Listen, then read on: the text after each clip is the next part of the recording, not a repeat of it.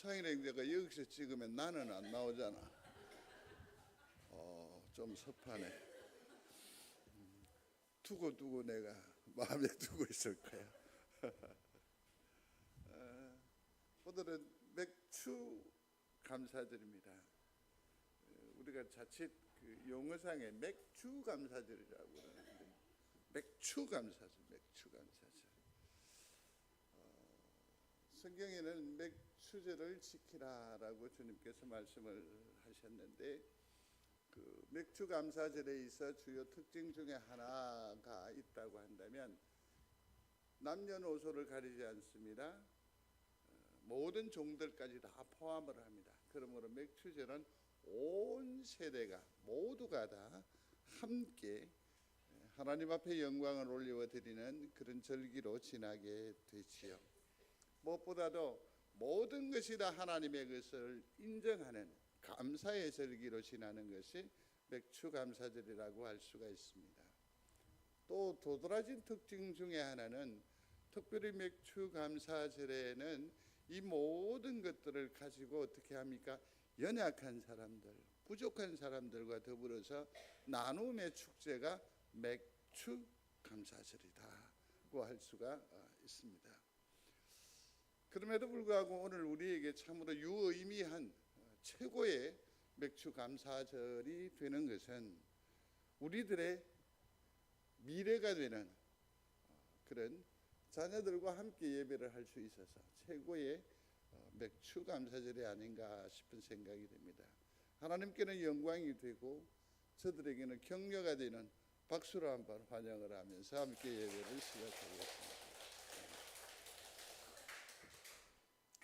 예를 들어서 이런 건 어떨까요? 우리가 길을 갑니다. 그 길이 큰 길이거나 잘 예비되어진 탄탄한 대로 같으면 또 누군가 길을 걷는다라고 하는 이 사역은, 이 일은 그다지 문제가 되지 않을 것입니다. 그러나 인생에 있어 길을 간다라고 하는 것은 순탄한 길, 뻔한 예정된 길이 아니라는 겁니다. 앞이 불투명하다는 겁니다. 아무도 쉬이 짐작할 수 없는 길일 것입니다. 그래서 우리가 가는 그 길에는 때로는 사막과 같은 길이 되는 거죠. 하나님의 백성들의 그 역사에 보면 출애굽에서 광야를 걷는 광야 교회의 삶을 우리에게 제일 먼저 보여주듯이 우리 성도들 곧 교회가 가는 그 길은 마치 광야를 걷는 듯한 걸음이 될 것이라는 것 아니겠습니까? 그런데 이 길을 지날 때에 큰 차이가 있습니다. 하나는 뭐냐면 목적이 있는, 목표가 있는 걸음이 있고 목표가 없는 걸음을 경험할 수 있다라는 겁니다. 그러면 우리가 길을 갈 때에 모래바람이 일 것입니다. 목이 말라올 것입니다. 또 다른 여러 가지 어려움이 있을 겁니다. 절벽을 경험하게 되기도 하고 또 때로는 정갈이라든지 또 멀리에서는 늑대 소리를 듣게 될 가능성이 무척 있습니다. 그렇지만 목적이 분명히 있는 사람은 그런 위험과 불편의 요소가 있음에도 불구하고 쉬이 타협하지 않을 것입니다. 쉬운 길, 또 안전한 길, 재미있는 길을 따라 유혹에 빠지지 않을 겁니다. 그래서 가다가 포기하지도 않습니다. 그래서 바른 길, 또 의로운 길, 적합한 목적에 걸맞는 길을 선택하고 나아가게 될 것입니다. 물론 중간에 늑대 소리를 듣는다든지 또 뭐 다른 정갈들이나 어떤 위험 요소를 경험하더라도 목표가 있는 사람은 어떠하지요? 그것이 잘 견디는 겁니다. 버티는 겁니다. 그러면 나중에 그것이 내게 힘이 되고 또 다른 생애에 대한 어떤 방법이 될 것이기 때문에 모든 것이 합력해서 유익한 줄로 압니다. 그러나 목적 없이 향배 없이 가게 되면 쉬운 길을 선택하겠죠.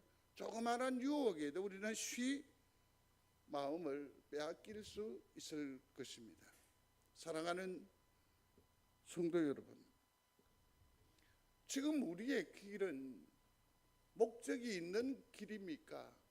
아니면 그냥 그렇게 하루하루를 버텨내는 살아가는 그러한 생입니까? 스스로가 알고는 있지만 이것을 쉬 입술 밖으로 고백하기 힘든 그러한 모토이라고 생각을 합니다. 한번 생각해 보십시오. 여러분들은 지금 무엇을 향해 어디로 나아가고 있습니까? 성경은 오늘 우리에게 분명히 말합니다. 다시 한번 읽겠습니다. 하나님이 그들에게 복을 주시며 하나님이 그들에게 이르시되 생육하고 번성하여 땅에 충만하라. 땅을 정복하라. 바다의 물고기와 하늘의 새와 땅에 움직이는 모든 생물을 다스리라 하시니라. 아멘.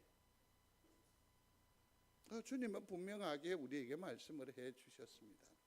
자, 그렇다고 한다면 오늘 우리의 생을, 남은 생을 어떻게 경영할 것이냐, 어떻게 그 걸음을 지속적으로 이루어 나갈 수 있을 것인가 시작을 해보도록 하겠습니다. 먼저 어디로 나아갈 것인가, 우리의 미래는 어떤 미래로 나아갈 것인가를 분명히 생각할 필요가 있습니다. 명절 때이거나 모처럼 집안이 모이면 제일 듣기 싫어하는 말들이 들어있을 겁니다. 그게 뭐냐면 시집 안 가냐? 대학은 어디로 가는데? 마찬가지. 네가 지금 뭘 꿈꾸고 있냐고, 어디로 가냐고, 네 나중에 뭐가 되고 싶은데? 이러한 물음들이 굉장히 부담스러워하고 요즘 젊은 사람들은 이런 소리를 하면 싫어할까요? 좋아할까요? 싫어해요.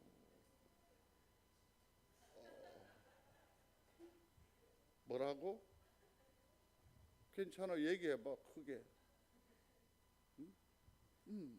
싫어한다고. 좋아할 리가 없어요. 그 다음에 또 우리가 라떼라고 하지 않습니까? 뭐라고 얘기하면 착하게 살아야 된다, 뭐 이렇게. 근데 우리 아이들의 생각은 그렇지 않은 것 같아요. 방향이 전혀 다른 것 같아요. 제가 잘 알고 있는 장로님 한 분이 요즘 차별금지법에 대해서 대사관 앞에서도 국회에서도 1인 시위를 하는 장로님이 한 분이 계세요. 잘 아는 분이에요. 그래서 이름을 제가 표시는 못하겠는데, 그래서 통화를 이렇게 한번 나눠봤어요. 의사 출신이신데 요즘 왜 그렇게 바쁘게 사십니까? 사실은 속으로 그 뭐 하는 짓입니까? 이런 얘기인데 왜 그렇게 바쁘게 사십니까? 라고 물었어요. 물었더니, 목사님, 저는 45년을 저의 인생을 살아보지를 못했습니다. 이렇게 무책임한 말이 어디 있습니까? 그러면 도대체 장로님은 누구의 인생을 사신 겁니까? 우리 엄마의 인생을 살았습니다.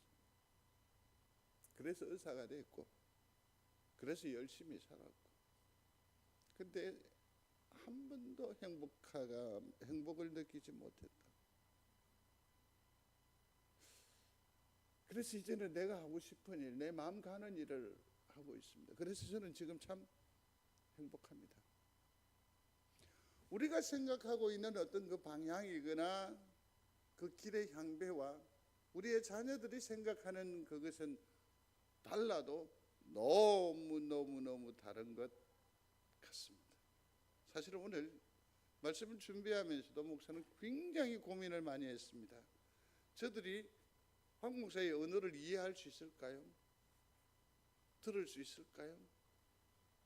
한 번씩 박 목사님이 저 아이들과 더불어서 말씀 나누는 현장을 이렇게 기웃기웃해 보면 박 목사님조차도 전혀 다른 언어를 쓰고 있거든요. 그래서 걱정이 많이 되었습니다. 그래서 우리들 사이에서도, 하나라고 하는 우리들 사이에서도 진정한 의미에서 소통의 역사가 있어야 된다라는 생각을 합니다. 그만큼 너는 무슨 꿈을 꾸고 있느냐, 어디로 가고 있느냐, 이건 굉장히 난해한 질문이라고 할 수 있습니다. 2003년도에 초등학생 또 혹은 중고등학생들의 그 의향을 살펴보았는데 초등학생의 1순위가 운동선수고 중학생이 교사고 고등학생이 교사이고 뭐 그러면서 쭉 생각을 이렇게 표기를 해두었는데 요즘 사람들은 좀 그런 것 같아요. 우리 동네에서 국민학교 때 1순위가 뭐였는지 대충 짐작하십니까? 예? 대통령이었다니까. 우리가 꿈을 크게 가져야지. 대통령이었어요. 근데 지금은 운동선수였어요. 그러나 그 꿈이 또 바뀌어요. 또 바뀌어요. 이 통계를 보면서 그런 생각을 해봤습니다. 우리의 모든 꿈은 어디에만 집중이 되느냐면 직업. 그러면 왜 그 직업이 목표냐? 그런 군이 내 타켓이 되냐? 돈과 관련이 있다는 거죠. 평안과 관련이 있다라는 거죠. 성도 여러분, 우리 없는 사람들끼리 솔직히 한번 얘기해 보겠습니다. 돈이 행복의 전부입니까? 물어봅니다. 돈이 전부입니까? 우리니까 이런 소리 할 수 있는 것이 죄송합니다. 돈 있는 사람들은 쉽게 이런 말 잘 안 할기라. 그러나 우리는 분명한 진리로 봤습니다. 돈이 전부는 아닙니다. 돈이 전부는 아닙니다. 그러니 우리의 인생의 목표는 직업이거나 어떤 돈이거나 평안이 목표가 되어서는 안 됩니다. 진짜 됨됨이 어떤 사람이 되고 어떤 어른이 되고 어떤 하나님의 사람이 되어 사느냐 하는 것이 더욱 중요한 과제라고 생각을 합니다. 이는 비단 청소년뿐만 아니라 우리 모두에게도 적절한 물음이라고 생각을 합니다. 성도 여러분, 나는 지금 어떤 사람이 되어 있는가? 나는 어떤 어른이 되고 싶은가? 하나님 앞에 내 인생이 어떻게 평가되어지기를 원하시는가?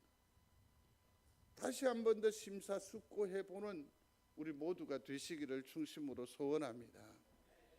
다시 읽겠습니다. 하나님께서 그들에게 복을 주시며 말씀하셨습니다. 자녀를 낳고 번성하여라. 온 땅에 가득하여라. 땅을 돌보아라. 바다의 물고기와 공중의 새와 땅 위에 사는 온갖 생물들을 돌보아라. 오늘 창세기 1장 28절에 우리에게 주신 말씀입니다. 이 말은 뭡니까? 내가 너를 만들었고 너의 삶에 어떤 목적과 목적지를 주었다고. 그러니까 그냥 그렇게 살지 말고 너의 미래를 꿈꾸고 그 꿈을 향해서 살아라고. 어떻게 살아야 할지 고민하고 생각하라는 겁니다. 고민하고 생각하라는 겁니다. 생각하는 것조차 버거워합니다. 싫어합니다. 사지선다형을 좋아하지 주관식 내지는 서술형의 문답은 별로 좋아하지 않습니다. 우리도 마찬가지죠. 내 생에 어떤 질문이 톡 들어오게 되면 우리는 단박에 얘기합니다. 힌트가 없냐고, 예가 없냐고. 생각하는 것조차 꺼려하는 겁니다. 사랑하는 성도 여러분, 더 이상 우리는 어리지 않습니다. 아이가 부모와 함께 길을 갈 때에 그가 어디로 갈지 그 다음에 뭘 할지 고민하는 거 보셨습니까? 그냥 이끌려 갑니다. 그러나 그는 어린 유치한 시절의 얘기입니다. 그러나 놀랍게도 지금 우리는 더 이상 어리지 않습니다. 우리의 미래는 우리가 책임져야 되고 우리가 쟁취해야 됩니다. 그냥 그렇게 살아갈 수는 아니 됩니다. 어른도 우리 성도들도 마찬가지입니다. 왜 미리 포기하십니까? 왜 내려놓습니까? 사진 찍을 때 보면 알아요. 아이고 나는 뭐 늙어가 뭐 보기 싫다고. 사진을 외면하는 순간, 내 포기하는 그 순간 내 미모는 영원히 늙어버리고 맙니다. 생기도 없고요, 입맛도 사라지고요, 의미도 없게 되져요. 무기력해진다니까요. 왜 포기하세요? 왜 포기하세요? 마땅히 당연히 가게 될 하나님의 나라를 왜 그렇게 지금 그렇게 붙들고 있으세요? 지금은 이 땅에 내가 발을 딛고 사는 하나님께 주신 기회요 찬스의 계절이라는 것을 다시 한 번 더 붙드는 여러분들이 되시기를 중심으로 소원합니다. 안 될 이유, 안 되는 까닭만 계속 추구하는 거예요. 이래서 안 되고 저래서 안 되는 거죠. 그건 포기하는 인생입니다. 살만 나는 세상에 우리 성도들이 되시기를 중심으로 소원합니다. 그러려면 생각하셔야 합니다. 생각하셔야 합니다. 이 생각을 가장 효율적으로 감당할 수 있는 것이 무엇인가라고 생각을 했습니다. 그렇습니다. 생각하는 거죠. 묵상하는 거죠. 내 생각이라고 하는 것은 한계가 있지 않던가요? 한계가 있습니다. 그러니 가장 내 인생의 사용설명서, 완벽한 사용설명서가 뭡니까? 성경이에요. 그러니 어떻게 해야 돼요? 묵상해야 돼요. 그 다음에 내 계획을 하나님 앞에 어필, 드러내는 거죠. 기도해야 돼요. 찬양해야 돼요. 근데 성도 여러분, 오해하지 마십시오. 이 순서를 분명히 해야 돼요. 기도보다 뭐가 앞서야 돼요? 말씀이 앞서야 돼요. 기도가 앞서면 하나님 앞에 자기 어떤 억지 주장이 될 수 있어요. 말씀은 어떻게 됩니까? 나중에 나를 보완하는, 나를 변명하는, 나를 핑계하는 수단으로 전락할 수 있어요. 그러므로 제일 먼저 뭐부터 하라고요? 묵상해야 돼요. 그 다음에 기도해요.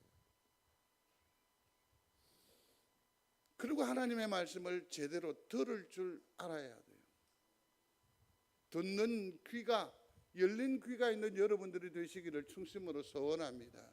자, 그러면 묵상하고 기도하고 찬양하고 하나님의 음성을 들을 수 있는 결정적인 소통의 장이 우리에게 허락되어졌다는 사실을 아십니까? 감사하는 여러분들이 되시기를 바라요. 그 장이 뭡니까? 예배의 장입니다. 오고 오는 우리 미래의 세대들, 또 우리 성도들 공히 이 말씀을 심령에 새겨 사시게 되기를 바랍니다. 하나님 앞에 온전한 예배자가 되십시오. 여기는 모든 것이 다 포함이 되어져 있습니다. 내가 예배자로 나아올 때에, 산제물이 되기로 나아올 때에 여러분들은 많은 사정들을 다 뒤로 해야만 합니다. 모든 시간의 우선순위로 예배의 자리를 둬야 합니다. 확보해야 됩니다. 그렇지 않고서는 내가 예배자가 될 수가 없습니다. 예배자가 될 수가 없습니다. 오늘 이순애 본사님이 함께하지 못했어요. 통화를 해봤어요. 몸이 완전히 망가졌습니다. 진통제도 이제 처방을 해주지를 않습니다. 뭐 수술적인 어떤 방법도 없습니다. 그런데 마음이 너무 태평해요. 주님이 부르시며 천국을 붙들더라고요. 그러면서도 목표가 뭐냐면 오늘 내일은 예배합니다. 그런데 오늘 기어코 그 일에 승리하지 못하셨어요. 그러나 이미 교회 안에 11조나 자기의 마음이 다 교회에 전달이 됐어요. 예배가 가장 우선순위예요. 왜냐하면 이것은 내 영을 살리는 것이고 붙드는 것이고 지켜내는 거거든요. 요한계시록을 계속해서 묵상하고 계십니다. 이번 주간에 여러분들이 묵상하시면서 하나님의 나팔 소리가 울려지니까 이 지상에 3분의 1이나 되는 사람들이 한꺼번에 다 죽어버려요. 근데 그 나팔 소리가 울릴 때에 내 이름이 호명돼요. 구원이죠. 성도 여러분, 마지막 때에 하나님의 나팔 소리 울려질 때에 내 이름이 들려지게 되기를 주의 이름으로 축복합니다. 그 능력이 어디에 있냐고? 예배에 있다고요. 왜 이것이 강조합니까? 그 다음 주에 설교할 것들을 묵상하고 있습니다. 그래서 푹이라는 용어를 쓰려고 합니다. 소리해 보십시오. 푹. 말씀에 푹 빠져야 돼요. 예수께 푹 빠져야 돼요. 사람에게 푹 빠지면, 일에 푹 빠지면, 내 재미에 푹 빠져버리면 낭패예요. 성도들은 하나님께 푹 깊숙이 빠져 사는 은혜가 있게 되기를 충심으로 소원합니다. 미래를 향해서 나아가는 성도 여러분, 가장 우선순위로 생각하셔야 할 것이 있습니까? 어디로 가는지, 어디로 가야 하는지, 무엇이 되어야 할지 생각하시게 되기를 바랍니다. 그 생각은 예배를 통해서 열매 맺어지고 영걸어 간다는 것을 반드시 기억하시게 되기를 바랍니다. 두 번째, 미래는 만들어지는 겁니다. 같이 읽습니다. 생육하라, 번성하라, 충만하라, 정복하라, 다스리라. 이 엄청난 능력을 우리 성도들이 누리게 되기를 중심으로 소원합니다. 생육하는 거죠. 열매 있는 삶이죠. 그죠? 번성하는 삶 아닙니까? 또 모든 일에 충만한 거죠. 성도들 심령 가운데에 은혜가 충만하기를 바랍니다. 하나님의 역사하심이 충만하시기를 바랍니다. 영향력이 충만하시기를 바랍니다. 주의 축복을 넘어서 두 손을 들어 축복하면 그것이 이루어지는 놀라운 영광이 있게 되기를 바랍니다. 세상을 다스리라고 하는 것은 지배하라는 것이 아닐 겁니다. 뭡니까? 영향력을 끼치는 삶을 살라는 것 아닙니까? 영향력을 끼치는. 어떤 공동체 모임이 있습니다. 그런데 뭔가 모르게 허전합니다. 왜냐하면 왜 이 허전함이냐면 당신이 아니 계셨기 때문에.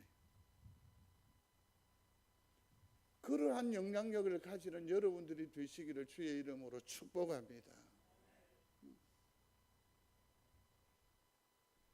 근데 이 모든 것들은 확정된 하나님의 은사가 아니라는 것을 깨달을 필요가 있습니다. 이건 뭐냐면 가능성이에요. 경쟁이에요. 여러분이 이 말씀을 아시는지요? 같이 읽어봅니다.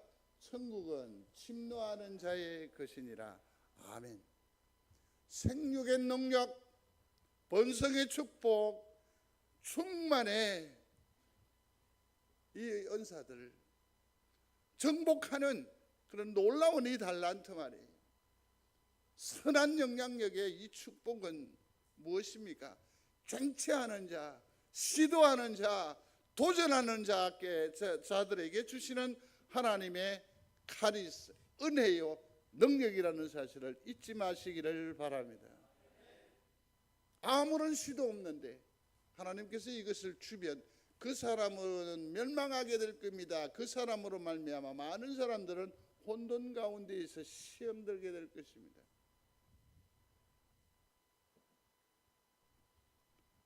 요셉과 다윗을 한번 생각해 보고자 합니다. 이 사람들은 매우 성실한 사람들이었습니다. 평소에 그들은 뭐냐면 하나님을 꿈꾸는 사람들이었습니다. 같이 읽겠습니다.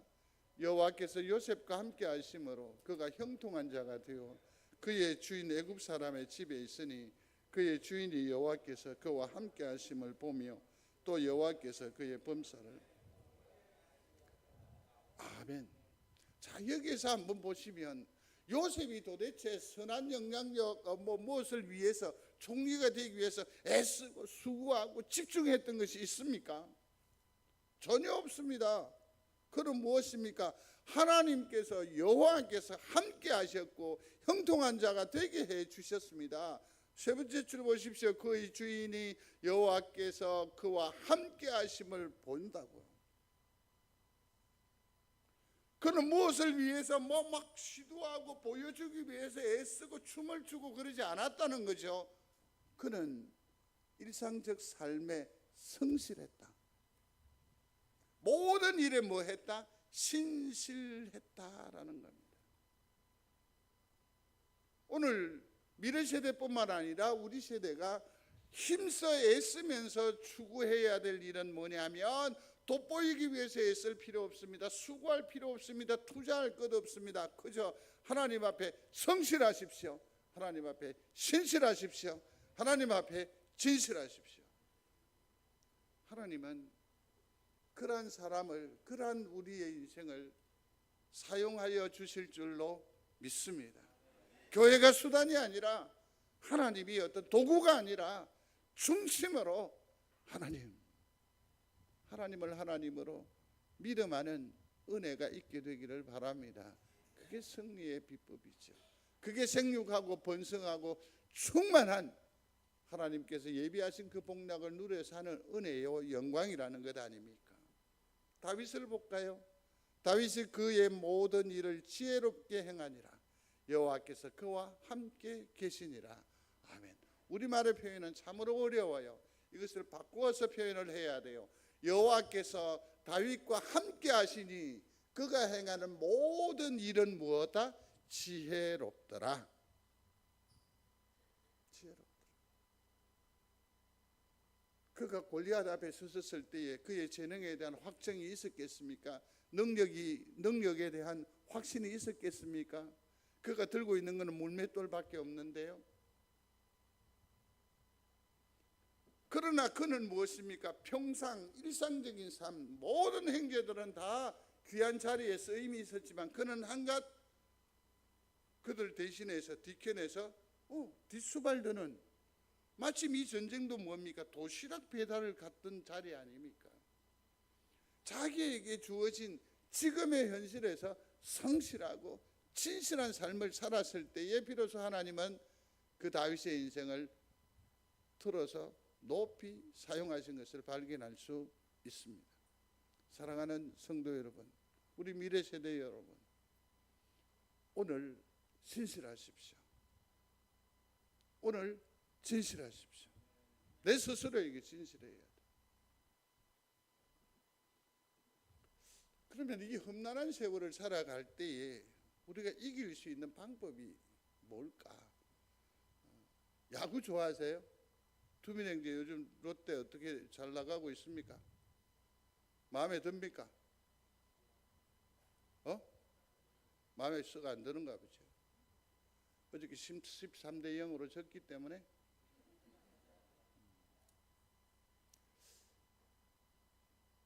제가 야구 감독이 된다면 이러한 쪽으로 한번 또 마케팅을 해보고 싶은 생각도 있고, 또 이게 또 다른 하나의 능력이라는 생각이 듭니다.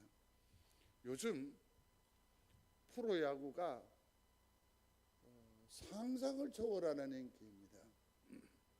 제가 야구장을 어쩌다 한 번씩 갑니다. 어떤 생각이 드느냐 하면 거기에 오는 젊은 사람들이 굉장히 많습니다. 저 같은 올드 팬들은 거의 없습니다. 재미도 하나도 없고요, 우리 같은 사람은. 근데 이분들은 4시간 가까운 시간을 단 5분도 쉼이 없습니다. 이게 각본처럼, 드라마처럼 열광하는 것을 보면 목사로 사는 내가 부끄러울 정도입니다. 이 사람들이 전부 다 여기 나와 있다고. 그래서 우리 예배도 좀 뭐랄까 드라마틱하고 좀 재밌으면 좋겠어요. 여느 교회보다 훨씬 더 자유로운 분위기의 우리 예배이지만 더 시도하고 싶어요. 괜찮겠습니까? 근데 거기에 온 젊은 세대를 보면 하나같이 이뻐요. 음침한 데서 엉뚱한 짓 안 하고 얼마나 건전하고 얼마나 건강한지. 그래서 다 이뻐 보여요. 이뻐 보여요. 이길 수 있는 비결이 뭐냐면 저는 이것이라고 생각을 해요. 관중들이 막 롯데도 뭐 20 연속 매진이 되는 거잖아요. 그런데 다른 구장도 가면 다 연속 매진이 돼요. 그 이유가 뭐냐면 여기에 있어요. 원정, 전쟁터를 뭘로 만들어 버려요? 홈그라운드로 만들어 버려요. 그래서 이기는 거죠. 적지에 가서 주눅 들고 있는데 오직 뭡니까?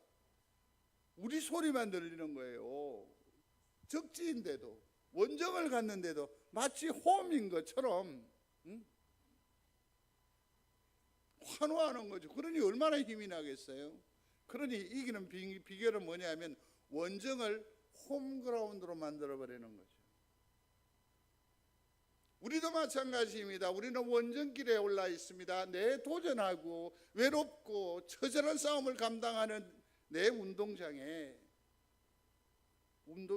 홈그라운드로 만들어버려야 돼요. 그걸 어떻게 하느냐고요? 하나님이 내 편 되게 하시면 됩니다. 떨릴 때에 그 생리적인 현상을 가지고 하나님 이 떨림을 없이 하여 주옵소서, 그러한 유치한 기도보다는 뭡니까? 바들바들 떨면서도 하나님 내 등 뒤에 계시지요? 그런 배짱의 기도가, 그런 믿음이 필요한 줄로 압니다. 하나님이 내 편이시면 반드시 이깁니다. 원정을 홈그라운드로 만드십시오. 그러면 승리하게 될 줄로 믿습니다. 그러니 내 삶에 있어서 성실하고 진실한 삶이 사람들에게 주목을 받지 못하고 인정받지 못하는 듯 하지만 여러분들은 세상이 알지 못하는 놀라운 능력을, 에너지를 딱 드리는 거죠. 그게 뭡니까? 내 심장에 누구를 모셔와요? 하나님. 이기는 자가 될 줄로 믿습니다. 마음이 급해지네요. 세 번째입니다. 하나님은 미래를 준비하십니다. 같이 읽습니다. 하나님이 그들에게 복을 주시며 하나님이 그들에게 이루시되 생육하고 번성하여 이 땅에 충만하라, 땅을 정복하라, 다스리라 했어요. 이 말씀을 누구에게 주는 거죠? 그들에게. 이 그들이 누구인지 아십니까? 누구죠? 나예요. 그러니 이 생육, 충만, 번성, 정복하고 다스리는 놀라운 이 파워는, 이 축복은, 이 능력은, 이 힘은 누구의 힘이다? 나의 힘, 나의 복인 줄로 믿으시기를 바랍니다. 그러니 이건 이렇게 얘기하는 거죠. 하나님이 그들에게 복을 주시며 하나님이 그들에게 이루시리가 아니고 하나님이 나에게 복을 주시며 하나님이 나에게 말씀하시되 생육하고 번성하여 이 땅에 충만하라, 땅을 정복하라, 다스리라. 아멘. 그렇게 읽어보십시다. 시작. 하나님이 복을 주시며 하나님이 생육하고 번성하여 땅에 충만하라, 땅을 정복하라, 다스리라. 그렇다고 한다면 생육하고 번성하고 충만하고 정복하며 다스리는 이 놀라운 은사는 누구의 복이다? 나의 복이다. 믿으시면 아멘. 이 일을 기획하고 이 일을 우리에게 제시하시고 마침내 이 일을 이루실 분이 살아계신 하나님이심을 믿는 여러분들이 되시기를 바랍니다. 내가 너로 그 민족을 이루고 네게 복을 주어 내 이름을 창대하게 하리니 너는 복이 될지라. 아멘. 이 은혜가 여러분들 미래에 하나님께서 허락하신 복인 줄로 믿습니다. 아프니까 청춘이다라고 하는 서책이 있습니다. 여기에 보면 그 버나드 쇼의 얘기가 나오는데 한번 읽어보겠습니다. 젊음은 젊은이에게 주기에 너무 참 자극적이죠. 충격적이죠. 이 청춘, 이 소중한 때를 아나 모르고 지금 지나간다는 것 아니에요. 그러면 좀 더 요엘서 2장 28절에 보면 뭐라고 되냐면 너희 노인들은 뭘 꾸고 우리가 꿈꾸고 있어요? 전면무관한 방향으로 내비둬. 나는 이대로 살다 갈 거야. 조금도 움직이지 않습니다. 조금도 시도하지 않습니다. 젊음도 마찬가지입니다. 하나님께서 소중한 기회를 주었는데 활용하지 못합니다. 시도하지 않습니다. 내게 주어진 인생이라고 생각하는 거죠. 내 인생은 나의 것이라고 생각하는 거죠. 고작해서 절로 뭐가 될 줄 아는 거죠. 이렇게 가만히 누워 있으면. 우리 기존의 세대들도 마찬가지입니다. 그러나 분명하게 아셔야 합니다. 젊음은 지나갑니다. 우리의 시간은 점점 흘러가고 있습니다. 인생의 시계는 어떻게 하고 있어요? 뱅뱅뱅뱅뱅뱅 돌아가고 있습니다. 지금 우리가 정신을 차려야 합니다. 집중해야 합니다. 하나님은 우리의 미래에 대해서 준비하고 계십니다. 열어놓으셨습니다. 도전해야 됩니다. 그러므로 시도하셔야 합니다. 시작하셔야 합니다. 생각하십시오. 그리고 시작하십시오. 내일쯤 시작할까요? 아닙니다. 지금 시작하셔야 해요. 지금 도전해야 됩니다. 말씀을 맺겠습니다. 미래 앞에 선 우리 참으로 터벅거리는 걸음을 보면 안쓰럽기도 하고 또 참 짠한 마음이 없잖아 있습니다. 그러나 오늘 이 말씀이 우리에게 들려질 때에는 괜찮다고 괜찮아 하시는 주님의 위로의 음성이 되어지기를 바랍니다.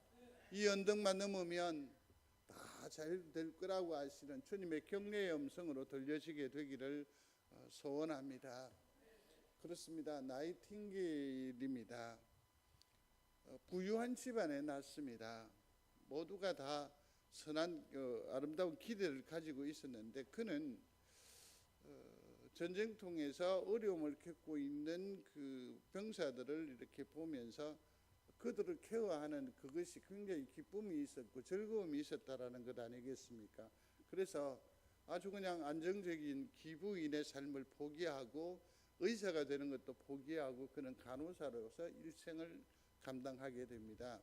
이 나이팅게일이 우리에게 결정적인 영향을 준 것은 위생, 소리해 보십시오. 위생이라고 하는 개념을 의학계에 이 세상에 도입한 사람이 나이팅게일입니다. 밥 먹기 전에 위생, 손 씻으라고 하는 이 개념을 가지고 온 거죠. 그죠? 그렇습니다.